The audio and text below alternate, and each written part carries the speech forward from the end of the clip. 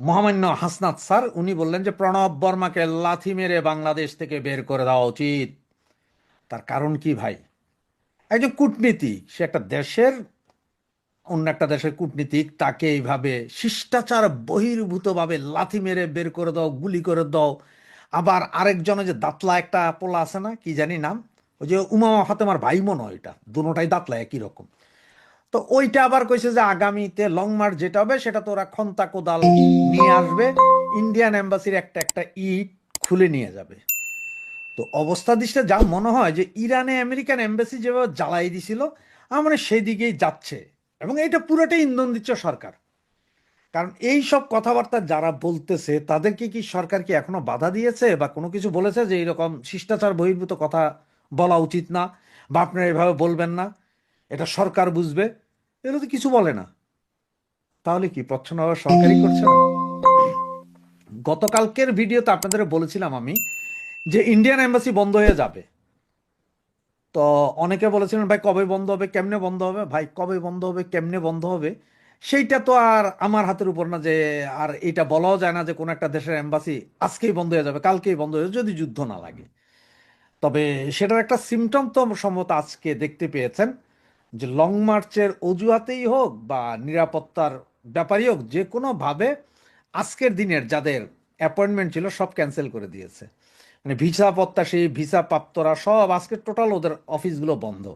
এবং ওরা বলছে পরবর্তী নির্দেশ না দেওয়া পর্যন্ত এই কার্যক্রম বন্ধ। কালকেও খুলতে পারে, পরশুও খুলতে পারে, বা 15 দিন পরেও খুলতে পারে। সেই অবস্থায় আজকে লং মার্চে যেভাবে ওই যে বাচ্চা বাচ্চা পোলাপাইন দেখছেন তো, এখানে একটা 10-12 বছরের সব টুপি পরা মাদ্রাসার পোলাপাইন যেভাবে ব্যারিকেড ভেঙে লাফালাফি করছে, 6 স্তরের মধ্যে 5.5 স্তর ভাঙছে, হাফ স্তর ভাঙতে দেয়নি। মানে সরকারও চাচ্ছে যে তোমরা আসো আসো আসো, এই জায়গায় আমরা ব্লক করবো, এরপর তোমরা একটা মিটিং টিটিং করে আপাতত চলে যাবে, এইভাবে কইরা তোমরা শুক্রবার, শুক্রবার হবে মেইন হিটিং পিরিয়ড, সেদিনের ভিতর কিছু একটা ঘটবে। এদিকে আজকে যতটুকু ইনফরমেশন পেলাম যে ইন্ডিয়ান এম্বাসিতে চাকরি করে যারা, তাদের পরিবার যারা বাংলাদেশে আছে, বা বিভিন্ন আপনার ফ্যাক্টরিতে যেসব ইঞ্জিনিয়ার ফিঞ্জিনিয়ার যারা ভিসা নিয়ে বাংলাদেশে কার্যক্রম করছে বা চাকরি করছে, এদের সকলের পরিবার কে কোথায় থাকে, কি করে না করে, সমস্ত লিস্ট নাকি হাসনাত আবদুল্লাদের কাছে আছে। তার মানে হচ্ছে যে হিটিংয়ে আস্তে আস্তে তারা হিট হবে, তারা এটা বলা হচ্ছে, কিন্তু জানি না কি হবে। তবে ভাই সব সম্ভবের দেশ বাংলাদেশ, যে কোনো মুহূর্তে যে কোনো কিছু ঘটতে পারে।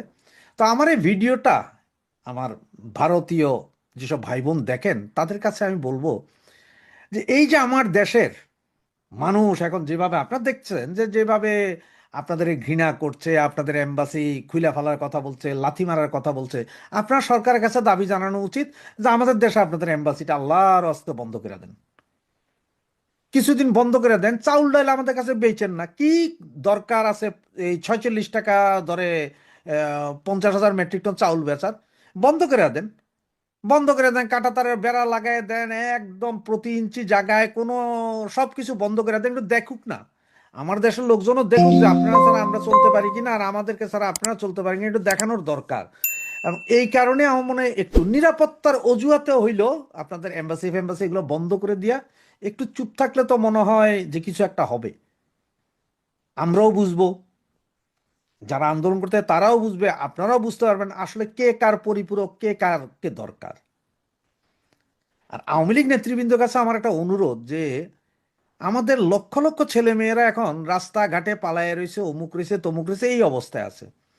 তা আওয়ামী লীগ একটা মানে গণ আত্মসমর্পণ কর্মসূচি দেওয়া উচিত, যে যার বিরুদ্ধে এক একজনের ভিতরে 17-18টা মামলা আছে, তো এই হিসাব করতে গেলে আমার মনে হয় লাখ পাঁচেক লোকের বিরুদ্ধে মামলা আছে।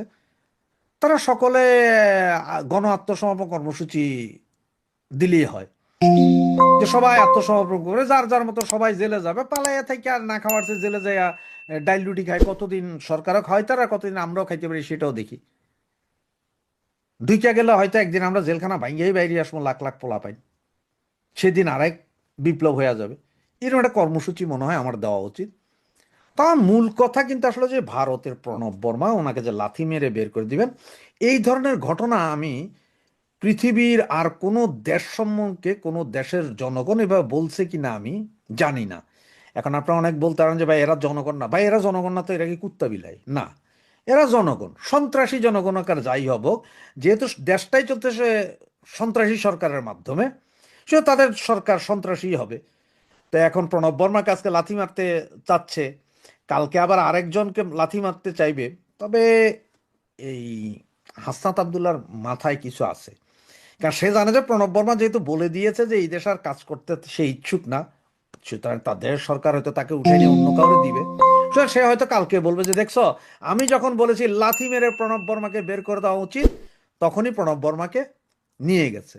আর এই হাসনাত আবদুল্লাহর 2 দিন আগে হাসনাত আবদুল্লাহর হুমকিতে যেহেতু ইন্ডিয়ার মাথা একটু নড়ছে, ওনারা যেহেতু ইয়েকে নিয়ে গেছে, কাকে, বাংলাদেশের অ্যাম্বাসেডারকে নিয়ে যে কিছু বলছে, সেটার বিপরীতে আজকে আবার হাসনাত বলল যে ওরে ডাকছো, তার আগে এরে লাথি মেরে বের করে দেওয়া উচিত। আমার মনে হয় আরেকটু আপনাদের স্ট্রং হওয়া উচিত। কাঁটাতারের বেড়া দিচ্ছেন, দেন, আরো দেন, আরো দেন, আরো দেন, পুরা বাংলাদেশের চতুর্দিকে কাঁটাতারের বেড়া দেন, সমস্যা নেই। কিন্তু আমার মনে হয় যে ভারতীয় অ্যাম্বাসি সবগুলোই আসলে এখন উঠায় নিয়ে যাওয়া উচিত, অথবা আমাদের উপর একটু অর্থনৈতিক অবরোধ দেওয়া উচিত। যদি ভারতের সেই ক্যাপাসিটি থাকে যে আমাদের উপরে একটা অর্থনৈতিক অবরোধ দিতে পারবেন, যদি ক্যাপাসিটি থাকে তাহলে দেন। যদি ভারতীয়রা আপনারা মনে করেন যে মানে বাংলাদেশের সাথে সম্পর্ক না থাকলে আপনারা মারা যাবেন না বা না খেতে পেরে মরবেন না, তেমন যদি মনে করেন তাহলে একটা অর্থনৈতিক অবরোধ দেন, কূটনীতিক সম্পর্ক ছিন্ন করেন, দেখেন না কি হয়। তো আমার মনে হয় না আপনারা পারবেন। তার কারণ হচ্ছে যে আমার সম্ভবত ঢাকা শহরে এখন 13টা পারমাণবিক অস্ত্র নাকি ওই নদী নালা খালে বিলে রেডি করে রাখছে, পাকিস্তানিরা এনে দিয়েছে, এবং কয়েক হাজার জ্যামার নাকি সারা বাংলাদেশে লাগাই দিয়েছে পাকিস্তানিরা। সেটার বলে এখন আমরা বলিয়ান, আমরা 7 সিস্টার ভাঙছি।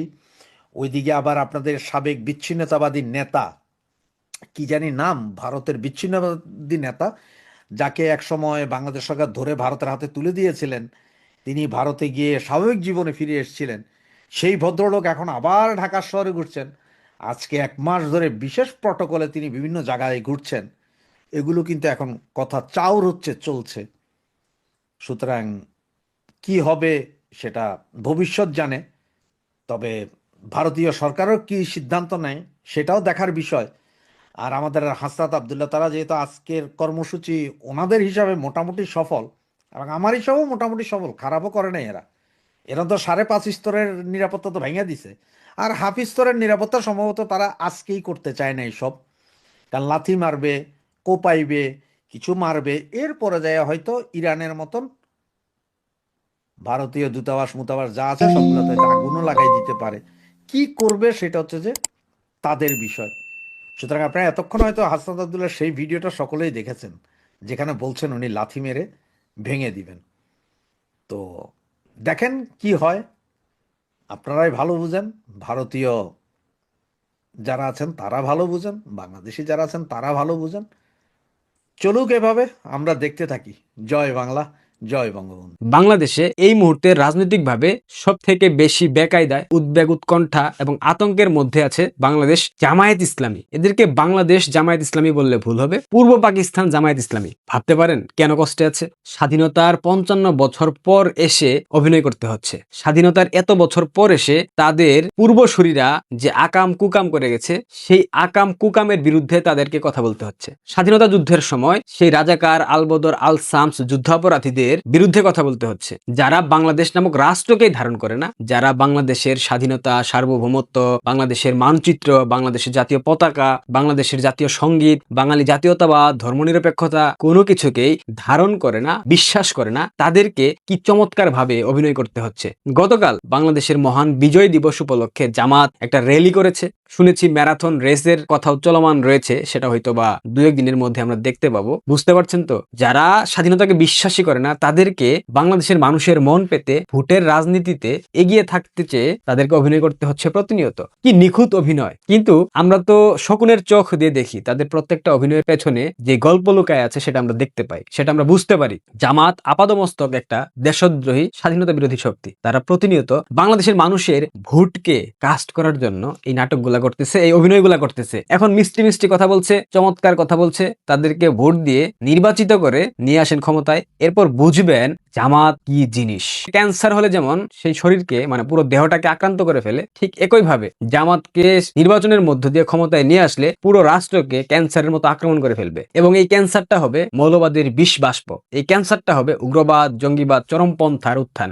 বাংলাদেশের লিবারেল যারা আছেন তাদের উপর সব থেকে বেশি প্রভাব পড়বে। যারা প্রগতিশীল, মুক্তমনা, মুক্ত চিন্তক, যারা সাংস্কৃতিক জগতের কর্মী, তাদের উপর সব থেকে বেশি খড়গ নেমে আসবে। এবং নারী, এই নারীকে তারা বাক্সবন্দী করবে, এই নারীকে তারা পর্দার মধ্যে ঢুকাবে। এই নারীর কাজ হবে শুধুমাত্র হিজাব পরে স্বামীর সেবা করা, স্বামীর সাথে যৌন সঙ্গম করা। তারা বাসা থেকে বের হতে পারবে না, তারা জীবিকার জন্য চাকরি করতে পারবে না, তারা সারাক্ষণ ঘরে থাকবে, ডজন ডজন বাচ্চা জন্ম দেবে। এটাই নারীদের কাজ হবে। জামাতের সাদা শকুন বলেছিল না যে নারীদের কর্ম ঘন্টা কমিয়ে 5 ঘন্টা করা হবে। এটা হচ্ছে প্রাথমিক ধাপ। প্রথমে 5 ঘন্টা, এরপর 2 ঘন্টা, এরপর ধীরে ধীরে সেটাকে একেবারে বাতিল ঘোষণা করা হবে। বাংলাদেশের নারীরা গত 15 বছরে নারী ক্ষমতায়ন থেকে শুরু করে নারীদের অধিকার সবকিছুকে মাননীয় প্রধানমন্ত্রী শেখ হাসিনা ঠিক কোথায় নিয়ে গিয়েছিলেন, আর 1.5 বছরের ব্যবধানে এটা কোথায় এসে ঠেকেছে আপনারা তুলনা করে দেখবেন, তাহলেই এটার উত্তর পেয়ে যাবেন। জামাতকে ক্ষমতায় নিয়ে আসবেন, এদের ব্লাডের মধ্যে পাকিস্তান প্রেম, এদের ব্লাডের মধ্যে স্বাধীনতার বিরোধিতা। এরা কখনোই বাংলাদেশের স্বাধীনতাকে ধারণ করতে পারেনি, আর ভবিষ্যতেও পারবে না। কয়েকটা চমকপ্রদ তথ্য দিই আপনাদেরকে। জামাত পরোক্ষভাবে আজকে একটা কর্মসূচি ঘোষণা করেছে। জুলাই ঐক্যের ব্যানারে ভারতীয় হাইকমিশনে তারা লং মার্চ করবে। রাজধানীর রামপুরা ব্রিজ, সেখানে তারা সমবেত হবে। সেখান থেকে তারা ভারতীয় হাইকমিশন যে আছে বাংলাদেশের ঢাকায় অবস্থিত, সেখানে লং মার্চ কর্মসূচি ঘোষণা করবে। এখানে অনেক উদ্দেশ্য আছে, কি উদ্দেশ্য সেটা আপনারা নিশ্চয়ই সেই কর্মসূচির মধ্য দিয়ে জানতে পারবেন। তবে আমি যতটুকু শুনেছি, যে তথ্য পেয়েছি, এখানে একটা বিশাল মেসাকার করার পরিকল্পনা আছে। উদ্দেশ্য একটাই, কি উদ্দেশ্য আমি সেটাও বলবো, তার আগে মেসাকারটা বলেনি। তারা ভারতের হাইকমিশন অভিমুখে লং মার্চ কর্মসূচি ঘোষণা করেছে এবং তারা লং মার্চ করবে এবং ভারতীয় হাইকমিশনের আশেপাশে একটা বিশাল গ্যাঞ্জাম সৃষ্টি করার চেষ্টা করবে। হতে পারে বোমা হামলা, হতে পারে ককটেল বিস্ফোরণ, হতে পারে গুলি, কিছু একটা হবে। এবং এর ফলে তারা বাংলাদেশে একটা অস্থিতিশীল পরিবেশ সৃষ্টি করবে। তারা কূটনৈতিক অঙ্গনে বার্তা দেবে যে বাংলাদেশে আইন শৃঙ্খলার পরিস্থিতি খুবই বেগতিক। এই মুহূর্তে এই অবস্থায় বাংলাদেশ সরকার নির্বাচন করতে প্রস্তুত নয়, তারা পারছে না, তাদের আইন শৃঙ্খলা রক্ষাকারী বাহিনী ঠিকঠাক মতো প্রস্তুতি নিতে পারে নাই এবং তাদেরকে আরো কিছু সময় দেওয়া হোক। এবং এই মেসাকারের মধ্য দিয়ে পৃথিবীর প্রত্যেকটা অঙ্গনে একটা বার্তা দেওয়া হবে, বাংলাদেশ মৌলবাদীদের নিয়ন্ত্রণে, বাংলাদেশ উগ্রপন্থীদের নিয়ন্ত্রণে, এবং বাংলাদেশে কোন দেশের হাইকমিশন নিরাপদ না, সেখানে কর্মরত কেউই নিরাপদ না। এবং এই লক্ষ্যবস্তু বানানো হয়েছে ভারতকে। একাধিক বিশ্বস্ত সূত্র মতে জেনেছি সেখানে একটা বড় ধরনের ঝামেলা হওয়ার সম্ভাবনা আছে। আর যদি সেটা হয়, নিঃসন্দেহে সেটা ভারতের আভ্যন্তরীণ বিষয়। আর যদি সেটা হয়, সেক্ষেত্রে ভারত কিভাবে সেটাকে মোকাবেলা করবে, এটাও ভারতের একান্তই আভ্যন্তরীণ বিষয়, রাজনৈতিক বিষয়। এটা ভারত সরকারের পক্ষ থেকে আমরা হয়তো বা আজকে কোনো একটা সময় ব্যাখ্যা দেখতে পাবো। আর একটা চমকপ্রদ তথ্য দেই, চিকেন নেক অঞ্চলে ভারত নাকি ড্রোন হামলা করেছিল, সেখানে নাকি বাংলাদেশের 10 জন বেসামরিক নাগরিক সৃষ্টিকর্তার ডাকে ওই পারে চলে গেছে। এবং এই বেসামরিক নাগরিক যারা ছিল তারা প্রত্যেকেই মৌলবাদী জিহাদি, এদের সাথে সম্পৃক্ত ছিল পরোক্ষ কিংবা প্রত্যক্ষভাবে। নিশ্চিত কিনা আমি জানি না, তবে যে সোর্স থেকে পেয়েছি এটা কখনো ভুল ইনফরমেশন দেয় না। এবং আরো একটা সংবাদ শুনলাম, বাংলাদেশের নেভির যে যুদ্ধ জাহাজ, তারা ভারতের জলসীমায় ঢুকে ভারতের 12 জন জেলেকে গুলি করেছে, তাদের ট্রলারকে ডুবিয়ে দিয়েছে। এটা ভারতীয় কয়েকটা মিডিয়াতেও এসেছে। এগুলা করে কি করতে চাচ্ছেন আপনারা? ভারতের সাথে যুদ্ধ বাঁধাইতে চান? ডক্টর ইউনূস তো চাচ্ছে এটা, ভারতের সাথে কোন রকম একটা যুদ্ধ লাগাতে পারলে পৃথিবীর প্রত্যেকটা দেশ থেকে সিম্পেথি নেবে, নিয়ে বলবে ভারত মহাশক্তিধর দেশ, আমাদেরকে হামলা করেছে, আমরা একটা ছোট রাষ্ট্র, আমাদেরকে ভারত কেন এভাবে এই চোখে দেখে। ভারতীয় আগ্রাসন এটা যে সত্যিকার অর্থে বাংলাদেশে নাই, এইটাকে সুপ্রতিষ্ঠিত করার জন্য সুদখুরি ইউনূস চাচ্ছে ভারত বাংলাদেশে একটা বড় ধরনের আক্রমণ চালাক। হাসনাত আব্দুল্লাহর বক্তব্য নিশ্চয় আপনারা দেখেছেন, 7 সিস্টার্স আলাদা করার হুমকি দিয়েছে। এটা নিয়ে কিন্তু ভারতে একটা বিশাল আলোচনা চলতেছে এবং এখানে ভারতীয় জেলেদের উপর নৌবাহিনীর নেভির হামলা, এটাকেও নিশ্চয়ই ভারত ভালোভাবে দেখবে না। এই সব কিছু করা হচ্ছে ভারত যাতে ইচ্ছাকৃতভাবে বাধ্য হয় বাংলাদেশে আক্রমণ করতে, এবং বাংলাদেশে আক্রমণ করা মানে বাংলাদেশের নির্বাচনের হুগামারা সারা, এবং সুদখুরি ইউনূসের ক্ষমতার গদি আর কিছুদিনের জন্য পাকাপোক্ত হবে। এটাই চাচ্ছে, এর বাইরে কিছু না। বাংলাদেশের প্রত্যেকটা পর্যায়ের সাধারণ মানুষ যারা আমাকে দেখেন, আপনাদের প্রত্যেকের উদ্দেশ্যে একটা বার্তা, একটা আহ্বান থাকবে। আপনারা যদি দেশকে রক্ষা করতে চান, যদি দেশের স্বাধীনতা সার্বভৌমত্বকে অক্ষুণ্ণ রাখতে চান, যদি দেশের মানচিত্রটাকে ঠিকঠাক রাখতে চান, যদি দেশের ভূখণ্ডকে হারাতে না চান, তবে অতি দ্রুত আপনারা রাস্তায় নামেন। আপনারা রাস্তায় নেমে প্রতিবাদ করেন। ভারতের সাথে আজ অবধি একটা দেশ বিরোধী চুক্তি বের করতে পারে নাই, অথচ সরকার পরোক্ষভাবে এই জুলাই ঐক্যের ব্যানারে ভারতীয় হাইকমিশন অভিমুখে লং মার্চ কর্মসূচি ঘোষণা করেছে। এই লং মার্চে কি চাওয়া হবে? হাদির হত্যাকারীকে ভারত কেন আশ্রয় দিয়েছে, শেখ হাসিনাকে কেন আশ্রয় দিয়েছে, আসাদুজ্জামান খান কামালকে কেন ফিরিয়ে দিচ্ছে না, এগুলাই বলা হবে, এর বাইরে কিছু না। ভারতীয় আগ্রাসন শুনতে শুনতে কানটা বধির হয়ে যাচ্ছে। ভারতীয় আগ্রাসনটা আসলে কি জিনিস আমাকে একটু বুঝাবেন? ভারত কি আগ্রাসী আচরণ করেছে বাংলাদেশের সাথে? ভারতের একটা আগ্রাসী আচরণ, এই জন্য আমি ভারতকে সবসময় নিন্দা জানাবো জানাবো, দোষারোপ করব, সেটা হলো 1971-এর মহান মুক্তিযুদ্ধে ভারত বাংলাদেশকে সহায়তা করেছিল। ভারতের 18,000 সেনা আত্মাহুতি দিয়েছিল বাংলাদেশের স্বাধীনতা যুদ্ধে। এটাই ছিল ভারতের সব থেকে বড় ভুল।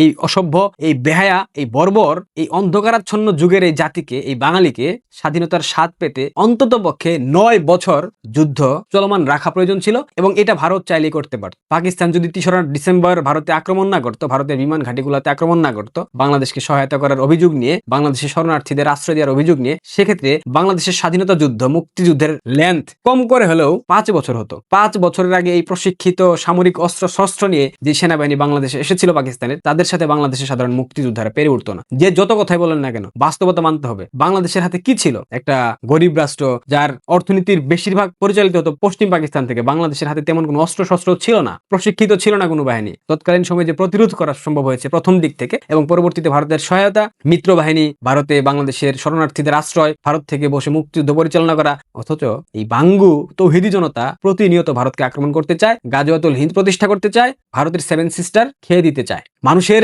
ন্যূনতম কৃতজ্ঞতা বোধ থাকে, কিন্তু বাঙালি অসভ্য বর্বরে বেহায়া বাঙালির ন্যূনতম কৃতজ্ঞতা বোধ নাই, কিছুই নাই। ভারতের উচিত হয়নি 71-এর মহান মুক্তিযুদ্ধে বাংলাদেশকে সহায়তা করা।